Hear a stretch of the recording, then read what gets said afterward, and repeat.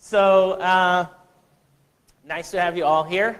And what we're going to talk about today is AST, Application Security Testing. And I'm going to relate a little bit to some of the things that Zane said in this talk. So it's nice and complementary. So if you don't know me, a few words about myself. I've been doing security for over 20 years, most of it in application security. I've been in almost every side of this space. I was a pen tester. I had a pen testing company. I was a consultant. I worked for a product company for a while, for a testing company. There's pretty much nothing I haven't done yet in software security. And so I've seen a lot. I learned to ignore a lot of the fluff and the bullshit. And now I'm part of Synopsys. So Synopsys acquired my last company. And Synopsys is building a complete set of testing tools. I'll talk about it in a second. And what I'm trying to do today in Synopsys is help to take all these things we bought and make it into a coherent portfolio, which is a very interesting task because, as you'll see through this talk, it's a very complicated space. I've been a hacker for a lot of years, a good hacker. And I've been with OWASP since its inception, so it's been a really long, fun ride to see how the application security space has evolved. My last company did an IaaS solution. I was one of the pioneers of the space.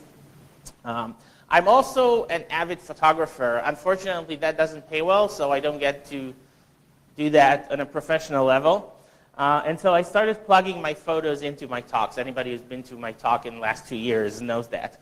But this talk, I'm going to do something new, which is all the photos in this talk are going to be mine, even if they're only loosely related to the topic.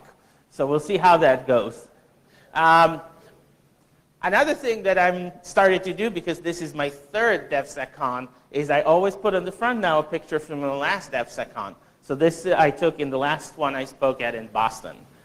This is Boston. If you've never been there, great city. Don't come in the winter. So a few words about Synopsys, and that will be my only commercial plug for this talk. So Synopsys is today a leader in the space of application security testing. Basically, Synopsys came from hardware testing and started this new space 4 years ago. We acquired about 10 companies over the last 4 years, and we now have pretty much everything in this space. So dynamic testing and static testing and open source testing and professional services and managed services, and a lot of good stuff, which I don't want to waste this talk about. If you want to hear more about it, you can talk to me after or go to our booth and have fun learning about us. So, what are we going to do today? We're going to do a quick, well, we did a quick intro. We're going to talk a little bit about the CI CD challenge, and I'm going to go really quickly through that because I think that's all you guys have been hearing for the last day and a half. And we're going to talk about the AST landscape. We're going to talk about the different technologies for application security testing, what they are, what their strengths and weaknesses are, and how they fit or don't fit CI CD. And then after we understand all those details, we're going to build the right mix. We're going to see how we can make all this work for CI CD. And there are, of course, more than one way. So what I'm going to tell you is my suggestion, of course. But it should help you get a little bit direction. So the CI CD challenge. The CI CD challenge is, well, it's the only photo that's not mine in this talk. I just couldn't get something that good. So it's fast, right? We know that it's fast. And I want to talk just 1 second about buzzwords. So CI CD is part of our buzzword, DevOps, DevSecOps, Agile, and it's a lot of words and techniques and things that all evolve around the notion of let's deliver software faster, right? So 5 years ago, everybody talked Agile.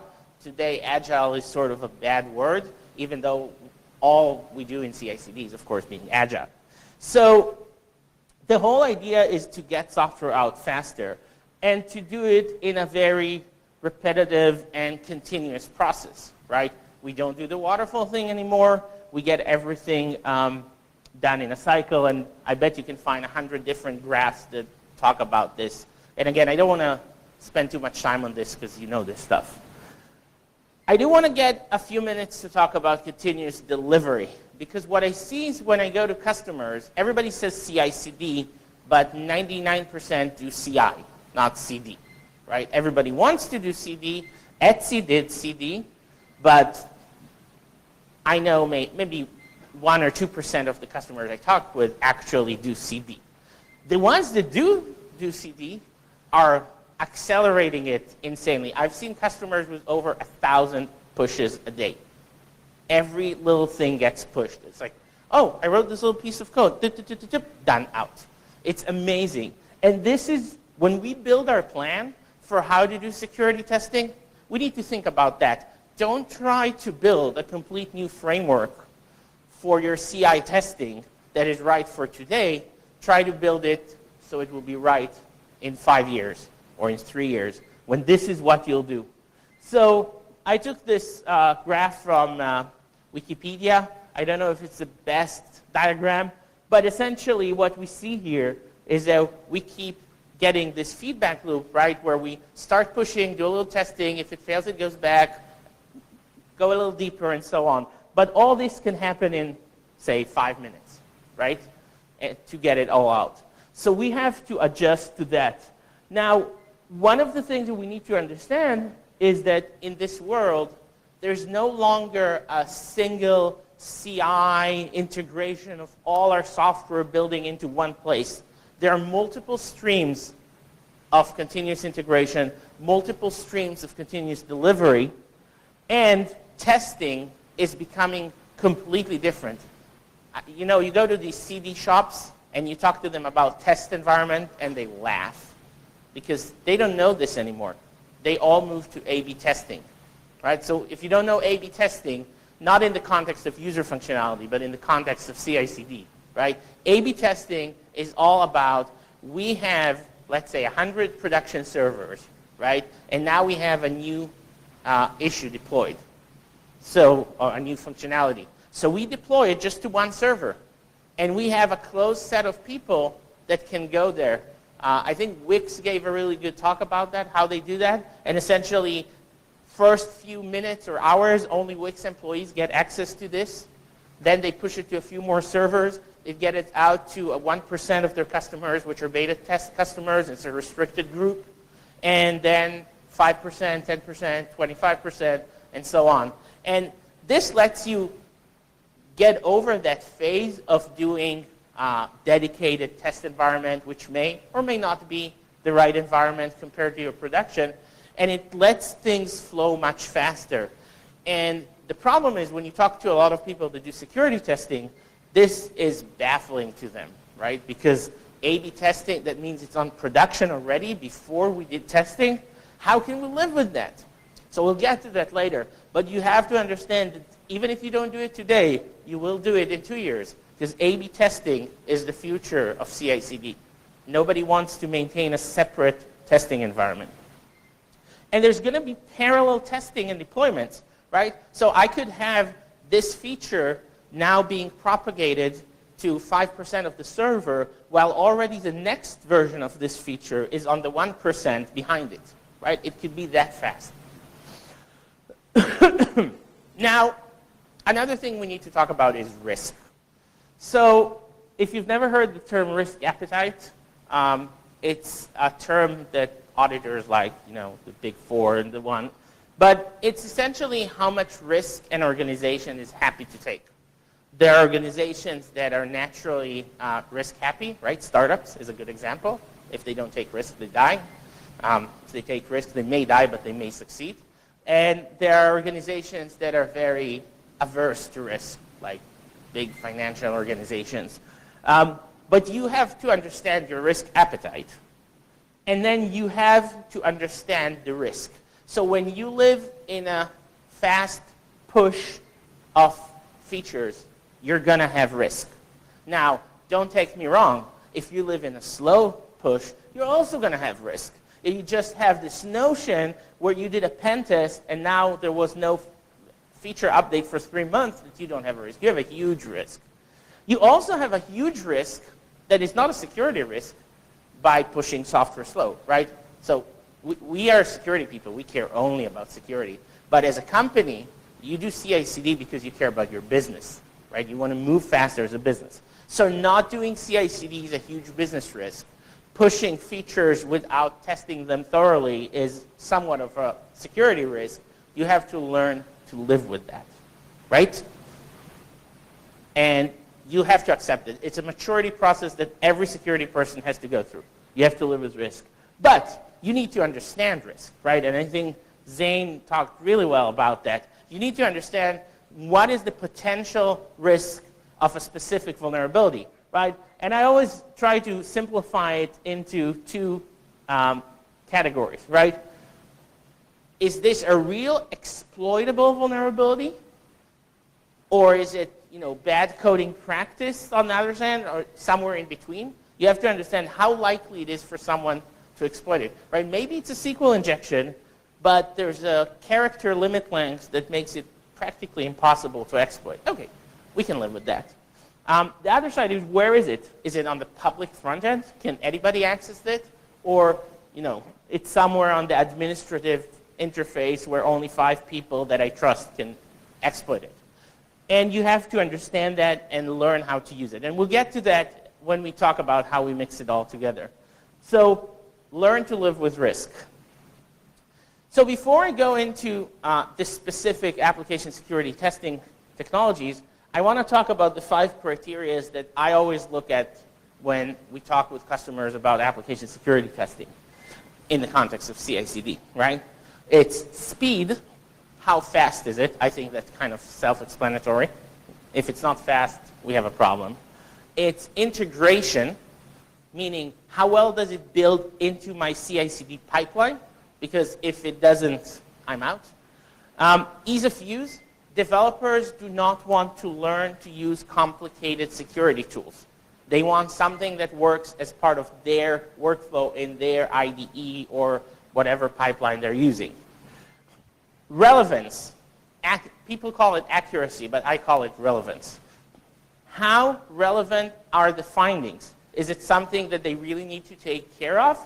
Or is it a 13,000 pages report that has 90% false positives and another 9% of things that are true but not really interesting, right? And then finally, actionability. Once we find something, can we really understand how to fix it really, really quickly? We don't have time to waste on now spending hours in learning and understanding, right? So let's talk about the AST landscape. What works and what doesn't. So one thing before I go into that, I want to talk about this, software security as a journey. A lot of years we try to say, well, here are the best practices for software security, right? You should do all of them and you'll be fine, right? Realistically, it doesn't work this way, right? When I had my pen testing company, right? You go to a customer, they've never done AppSec. They don't know what they need to do. So they would usually just start. They'll buy a pen test, right? You get them the pen test with the big SQL injections and the movies of how you exploit them, and they get all nervous, and they say, oh, okay, so I need something more. And then they start to mature, right? And as they start to mature, they start building a program for application security. They start integrating into their development. And as they mature even more, they get everything automated as part of their pipeline and so on. So depending on your organization, try to understand you're not going to be able to bring people all the way to the top in one day. It's a process, and there's a maturity process. It's a maturity process on the security side. It's a maturity process on the development side. So you really have to understand that this is a journey. And I'm sure by the time you get to the nice optimizing bullets there, the space will evolve again, and you'll need to do more things, right? So it's an ongoing work. And what I try to explain to my customers always is the people on your application security team, they need to drive this. They need to drive the journey, not the testing. If you have 6 people doing pen tests all the day, then you're not optimizing your resources, because they should drive this maturity. They should driving the security into the development process. Okay, so let's go to the technical side. So the AST landscape, and I call it asterisk AST because now everything is SAST, DAST, YAST, MAST, and a bunch of other acronyms, all dubbed by Gartner, by the way. And some of them are better at describing what it is and some are worse, but we'll go through all of them. So you see there's a lot of things in this space. We're not going to talk about all of them, but we're going to focus on the first 5. And you know, when you look at the legacy way of using things, you could fit all of these different technologies and other things like architecture review and training into this nice waterfall phase. But it's really all getting very confusing, right? So let's try to figure out what it all means. So just to put it out there, the criteria again, and I'm going to go through each of these, talk about what it does, and how does it fit the criteria. So static analysis, I assume everybody here knows what static analysis is, but just to make sure we're all on the same page, static analysis takes in code and analyzes how it's supposed to run. What does it mean, how it's supposed to run? Ideally, static code analysis can do data flow, meaning it can see how your data goes through your code, or what are the potential data passes through your code, and code flow, which is what is the potential code execution flow in your code, right? And these are things that look like these nice graphs. SAST, static analysis, is probably right now the most prominent application security testing technology in the market in terms of revenue, okay? It's been around for a long time. I think Fortify was probably the first static analysis for security, and that's early 2000s. There are a lot of players in this space. It's matured a lot. It's improving a lot. The early SaaS technology was really bad in terms of false positives. But we still have a lot of challenges with that. There's still relatively lots of false positives in static analysis. What makes static analyzers better over time is our ability to tune them better, filter better, help them become more relevant, but they still generate false positives. Another thing they generate is bad coding practices. So let's say I found something which is real. It's a true positive. It's not a false positive, but it's something that may not really get exploited, right? Is it false positive? No, it's a problem in your code. Should you fix it? Ideally, yes. Is it a real risk? Hard to determine. And this is one of the biggest challenges of static analysis. Now, it's offered today in various flavors, and I'll talk about that in a minute. So you can do it in binary and build and so on. So in terms of speed, right? Speed of static analysis has always been its Achilles heel, but it's changing a lot these days. So the traditional static analyzers could take hours to run, and hours, as we all know, is bad, right? We need 5 seconds at most to run something in a CI/CD pipeline. In terms of integration, it really depends on the vendor that you use. Some built it for security people, and their integration is not so great. Some built it for developers, and their integration is much better. Ease of use depends. I would say most of the traditional static analyzers tend to be complex. Some of the newcomers are easier to use. Relevance, what I talked about. It can be very overwhelming, right? 13,000 pages is generally overwhelming to most developers. I remember back in my consulting company days, we were hired by one of the largest customers in Israel to help them get a static analyzer in. I won't mention the vendor. We got in. It wasn't as bad. It was just, I think, 700 pages. But the developer team came back and said, well, we can fix everything in this report, but we don't do new features for the next year. And then they threw it out, and we never did it anymore, which is why I started my other company, but we'll get to there in a minute. So in terms of actionability, though, static analyzers are the best, right? They give you the exact line of code, where to fix it, how to fix it, again, depending on the quality of the vendor, of course, but they're generally spot on. Now, I want to talk a little bit about SAST flavors because we see a big shift in the space now because of the challenges that the traditional static analyzers are doing. We do the same. We're shifting the same way. So the traditional ones, right, if you look, were the build ones, right? You take a static analyzer, it integrates into the build. It uses the build artifacts to better understand the data flow and code flow because it's easier to do so when you use the build from a technology perspective. And then you get the results. The problem with it is that if you integrate to the build, you're already not left enough in the process, right? I need to have a working code that builds. I want to find things earlier. The other problem is that they can take hours to run, and they can be overwhelming. So what we see is we see shift upwards in things that are faster. So some offer incremental testing that happen in the IDE. They still leverage on the full build analysis, but they can now only test the increment of code change. This turns it from hours to minutes or seconds. And we see this new trend, which is the IDE spell checker, right? Meaning, as you code, you get things identified before the build, and it just comes up on your IDE. Like you type in Word and you get a bad spelling, you type your code and you get a security vulnerability. These are really, really great. They're lightweight, they're fast, and they're as left as you can think about. We also see things that are binary analysis. These analyzed binaries, they're very popular for audits and supply chain challenges because you don't need the source code, right? They are favored with security people. I can take all the binaries. I don't need any cooperation from my developer. I'll just upload it and get results. And they have their use like anything else in this space. One thing you'll see as I go through this talk is there is not a single technology I think is wrong.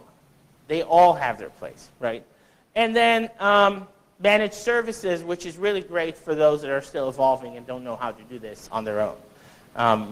We sell tons of that because they're short-staffed everywhere. So that was SAST. DAST, Dynamic Application Security Testing. So DAST was probably the first technology in the market, right?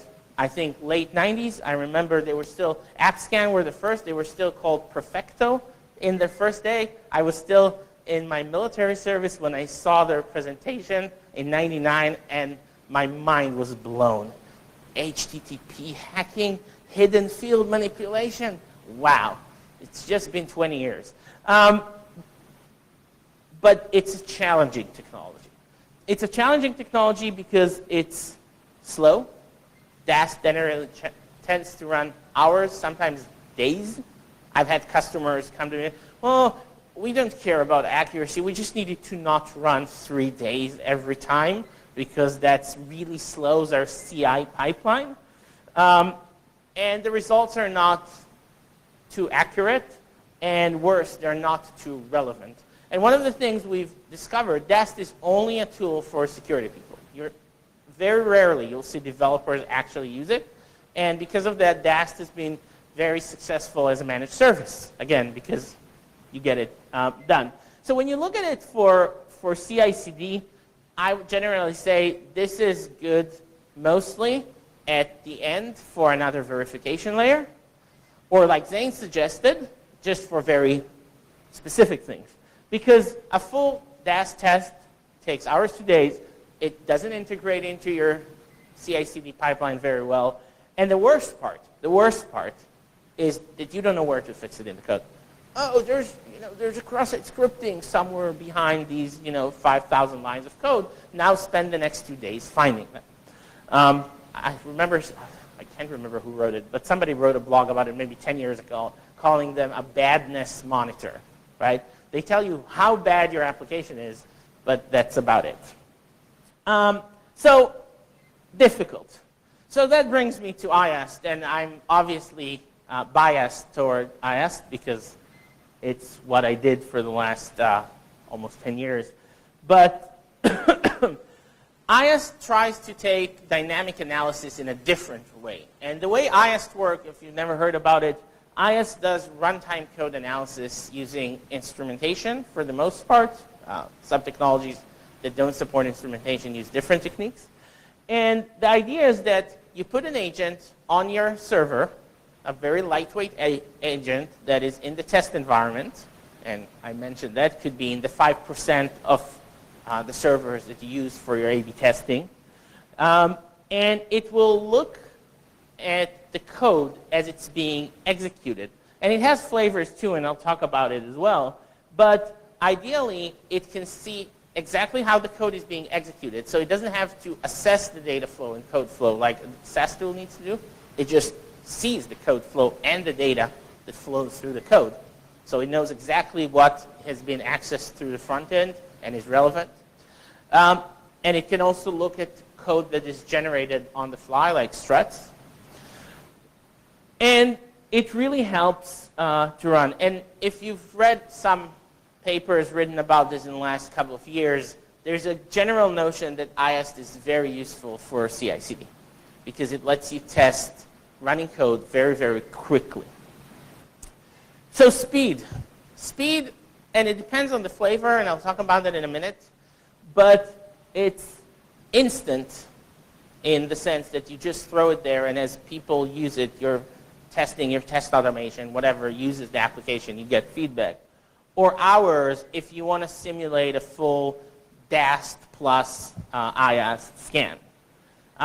It's very integrated, and I wouldn't necessarily say it's the core of the IAST technology, but all the vendors that build IAST build it for CI/CD, and so they all spend a lot of energy on getting it into test automation.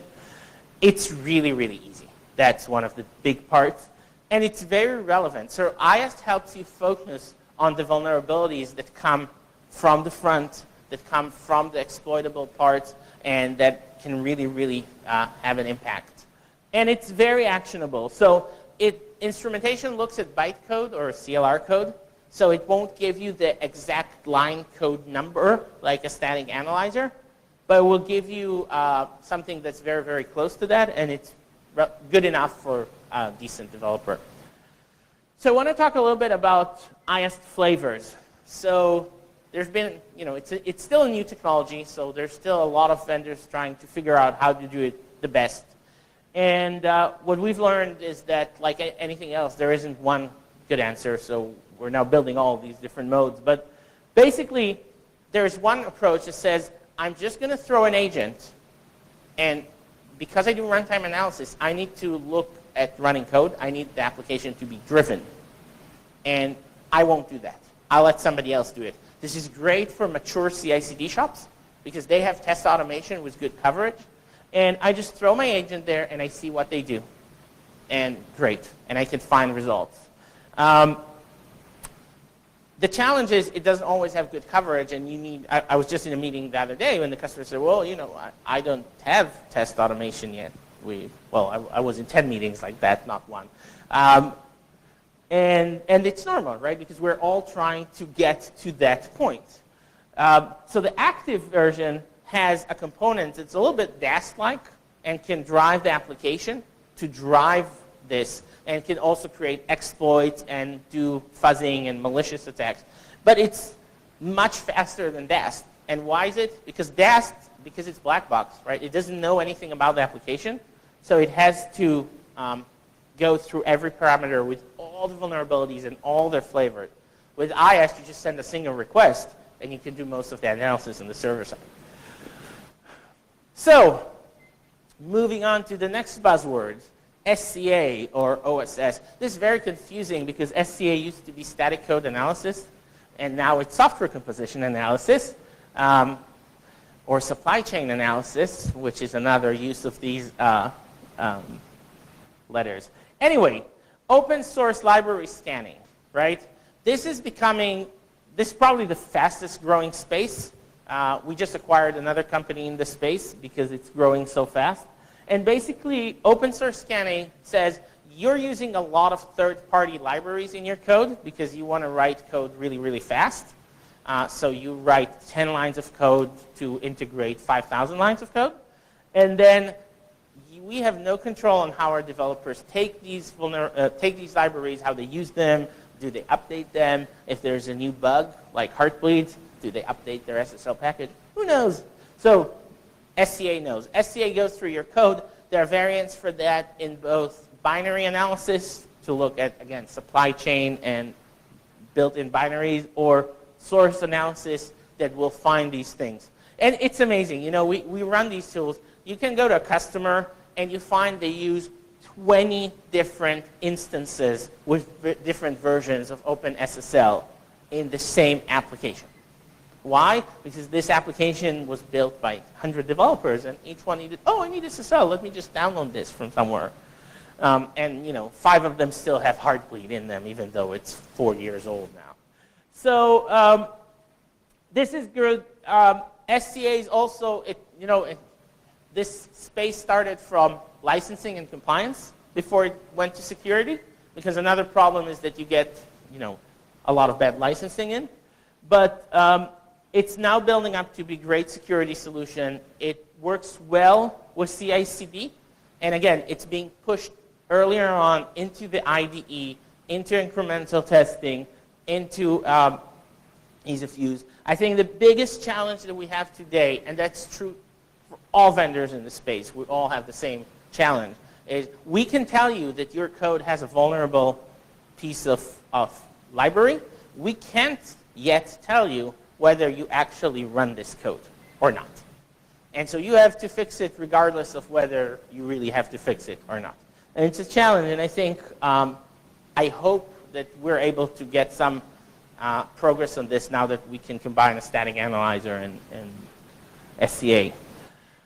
One more buzzword before I move on to getting it all to work together.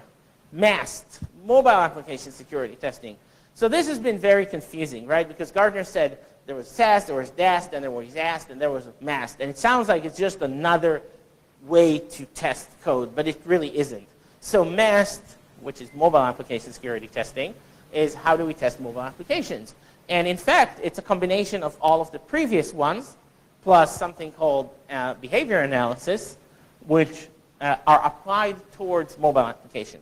So I'm not going to talk specifically about MAST because it's just more of the same, right? But if you've heard the buzzword, it's great.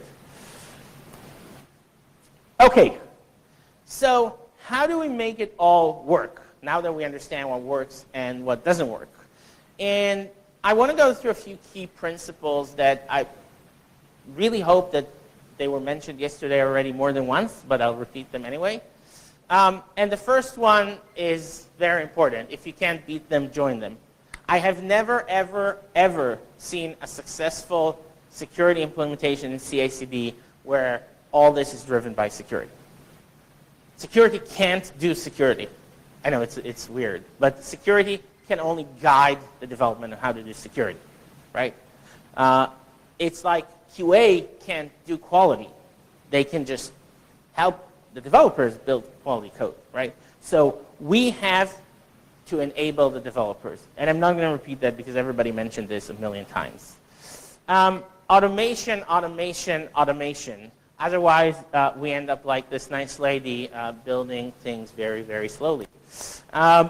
We cannot rely on any manual process. So I went to this customer, maybe 2 years ago, and they said, we really figured out how to use, again, won't mention the name, one of the largest static analysis vendors in our CI pipeline. So every night we do a build, and we run that tool, and we can use the results in the morning. I said, but what about all the false positives? So in the morning, we have a team of 6 security people that come in and go through all of the results and push them to the bug tracking system if they think they're relevant. Oh, no. That's not a great solution.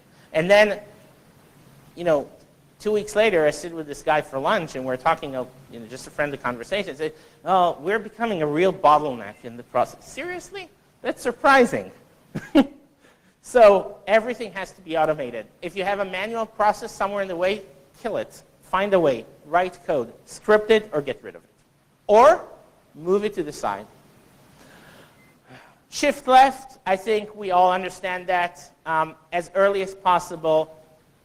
As I said, get testing done on the IDE, get everything fixed as well.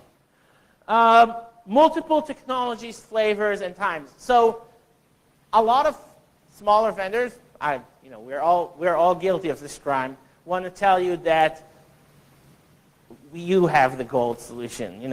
Just put this and your problems go away. I wish that was true, because if it was, I would be much richer now. But the reality is there is no one solution that solves everything. So you've seen all the solutions I mentioned with their little flavors and everything, and they're still not enough. So everything you do, you're going to need a mix. What is the mix? Depending on how you build software, on what type of technologies you use, what speed you want to go at, but you're going to need to find the right mix. Now, this is really important. Parallel tracks and parallel speeds. There is all these nice new technologies that do everything really quickly, right? Like the IDE-based SaaS and the inline IAST. They have their limitations, right? It's maybe coverage or depth of analysis. There is a reason why the full analysis takes 4 hours and the lightweight analysis takes 5 seconds. It's not that somebody cracked the solution. It's that they're making compromises. So you need to work in parallel tracks. What does that mean? You need to figure out what can work fast enough for the speed that you're having, that you can put it as a gate, right? As something that happens in real time in your CI/CD. And then you need to figure out what you take out. Think of like a train, right? You take it to a slower track, and you can do that maybe once every week or once every month or whenever you feel like, that looks it deeper and then pushes things to the backlog, right? Because we still want to fix everything, but maybe not right now.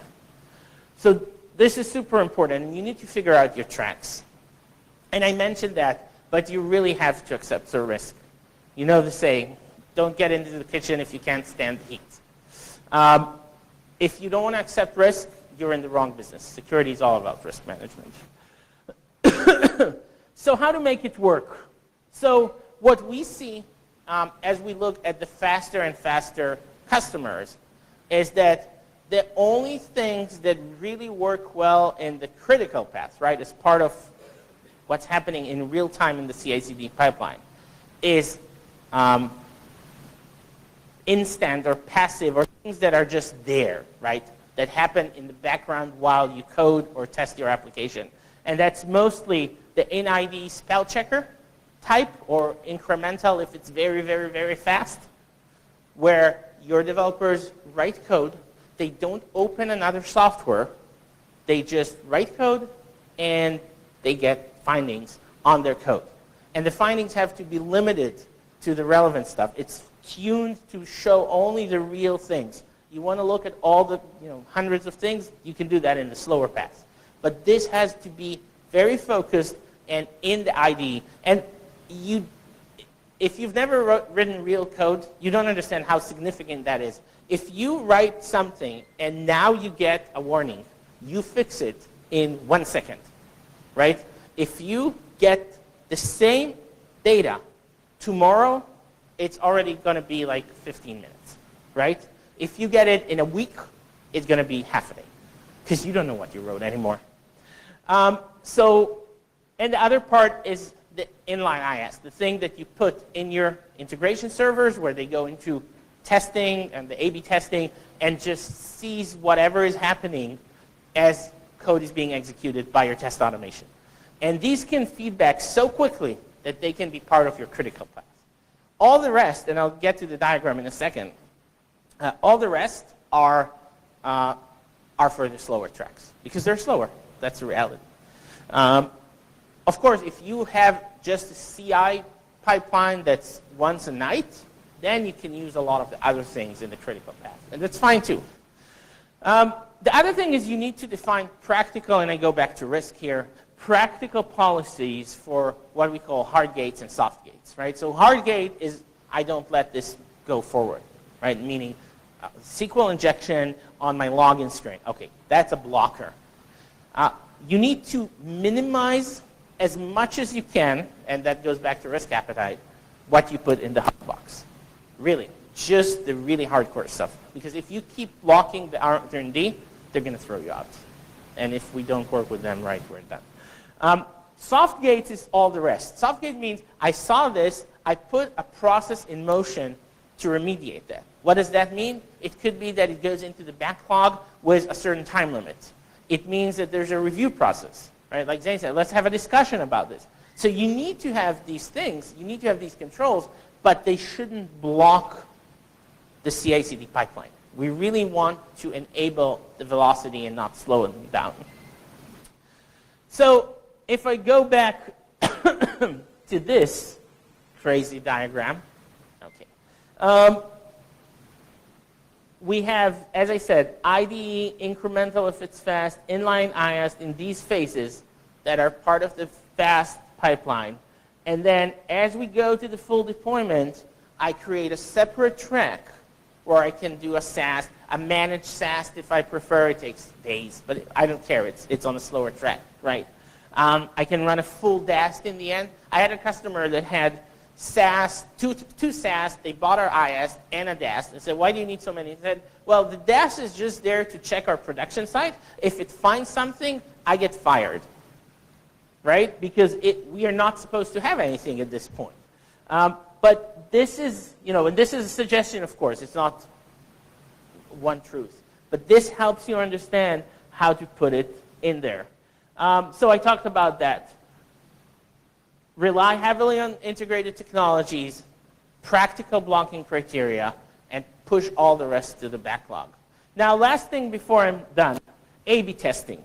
I mentioned this in the beginning, and I'm coming back to it in the end, because I think this is going to be the biggest shift in security testing in the coming years, or at least dynamic security testing. Testing environments are going away. A/B testing is the new king, and you have to be part of it. Don't fight it. Don't say, oh no, but we have to get at least a small test done. No. A/B testing. And don't worry, because if you build your A/B testing right, then you won't have a problem. Because this 1% is not exposed to the internet. It's exposed to a closed set of users. It's behind the load balancer that only directs specific users to there. And while they're testing it for functionality, you can test security on the same environment. Don't worry about it. Just make sure you use the right tool that doesn't disturb the users while they're working on it. Be part of the A/B testing revolution, because it will make your job better. So, software security testing is not simple. I think we all agree about that.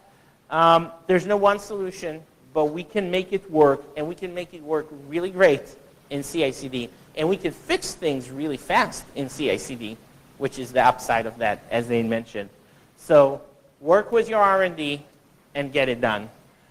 And finally, this I took on my first day here. So if you haven't been to Marina Bay Gardens, go there. Thank you. Questions? No questions. All clear?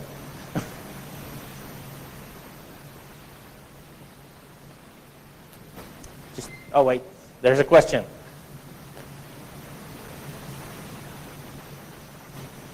Hello. So in terms of A/B testing, right?